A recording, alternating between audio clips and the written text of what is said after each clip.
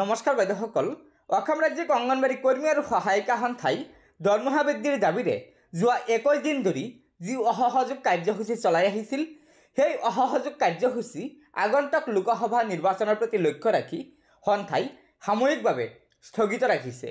হয় বাইদেউসকল, এই কাৰ্যসূচী স্থগিত সন্দৰ্ভত আমাৰ অসম ৰাজ্যিক অংগনবাড়ী কৰ্মী আৰু সহায়িকা সন্থাৰ সম্পাদিকা প্ৰধান ইন্দিৰা নেওয়া ডাঙৰীয়ানীয়ে বহুকেইটা গুৰুত্বপূৰ্ণ মন্তব্য আগবঢ়াইছে। গতিকে বলক এই ভিডিঅ'টোৰ জৰিয়তে আজিৰ এই গুৰুত্বপূৰ্ণ খবৰটো জানি লওঁ। তাৰ আগতে আপোনালোকক এটা অনুগ্ৰহ কৰি লগৰ বান্ধৱীসকলক এই ভিডিঅ'টো শ্বেয়াৰ কৰি আজিৰ এই গুৰুত্বপূৰ্ণ খবৰটো জনাই দিব। আৰু নতুনকৈ অহা বাইদেউসকলে পৰৱৰ্তী সময়ত ৰাজ্যৰ অংগনবাড়ী কৰ্মী আৰু সহায়িকাসকলৰ বিভিন্ন খবৰসমূহ পোনপ্ৰথমে পাবলৈ অনুগ্ৰহ কৰি আমাৰ এই চেনেলটো ছাবস্ক্ৰাইব কৰি ল'ব। গতিকে বলক আমি আগবাঢ়ি যাওঁ। মাননী বৃদ্ধিৰ প্ৰস্তাৱটো চৰকাৰীভাৱে ঘোষণা কৰাৰ বাবে আজি 21 দিনত ভৰি দিছে। এই চলত দিনে ৰাতি অসহযোগ আন্দোলন চলাই আছে।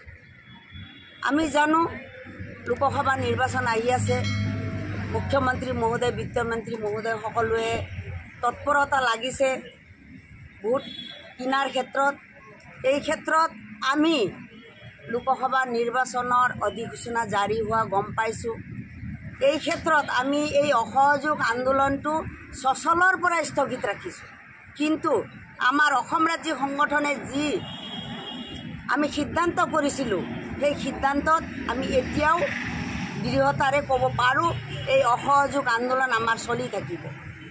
কামৰ মৰ্যাদা বিচাৰিছোঁ, আজি কামৰ অধিকাৰ বিচাৰিছোঁ, আমাৰ অধিকাৰ বিচাৰিছোঁ। এই চৰকাৰে আমাৰ বাক স্বাধীনতাৰ অধিকাৰো বন্ধ কৰাৰ চেষ্টা কৰি আছে। আমি নীতিগত হিচাপে এই আন্দোলন কৰি আছোঁ। আমি পৰৱৰ্তী সময়ত যি লোকসভা নিৰ্বাচন আহি আছে, আজি আমাৰ সঞ্চালক মহোদয়েও কৈছে, বিত্তমন্ত্ৰী মহোদয়ৰ লগত আলোচনা কৰি যোৱা 14 তাৰিখে সঞ্চালক মহোদয়ে আমাৰ লগত আলোচনাত মাতিছে। তেখেতে 13 তাৰিখে আলোচনা কৰি আমাক 14 তাৰিখে সঞ্চালক মহোদয়ে বিভাগে আমাক জনাইছে যে আপোনালোকৰ এই দাবী মানিব লগা বিধৰ 2 মাহৰ পিছত নিৰ্বাচন যোৱাৰ পিছত আপোনালোকৰ দাবী আদায় দিব। তেখেতে জনাইছে যে সন্মানীয় অজন্তা বাইদেউ কৈছে এওঁলোকক আমি নিদিওঁ বুলিতো কোৱা নাই। গতিকে আমাৰ দাবী ন্যায্য দাবী, এই ন্যায্য দাবী দিবই লাগিব। অন্যথা জুন মাহৰ 4 তাৰিখে যি ফলাফল ওলাব তাৰ 1 সপ্তাহৰ ভিতৰত আমাক উত্তৰ লাগে।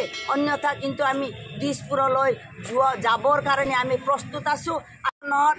এই কেইমাহ সম্ভৱ জুন মাহৰ 4 তাৰিখে ফলাফল ওলাব।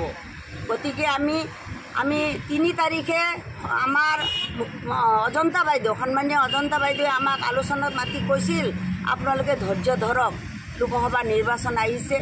গতিকে আমি এই সচলতে ধৈৰ্য ধৰিছিলোঁ উত্তৰ পাওঁ বুলি, কিন্তু এতিয়ালৈকে পোৱা নাই।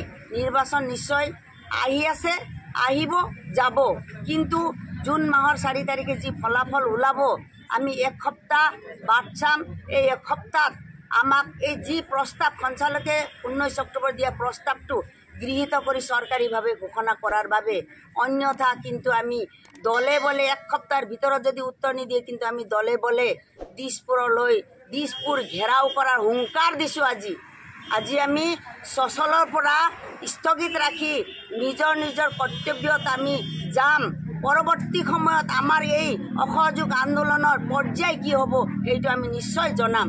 কিন্তু আমি হুংকাৰ দিব বিচাৰিছোঁ লোকসভা নিৰ্বাচনত আমি অসমত 1,21,000 কৰ্মী সহায়িকা আছোঁ।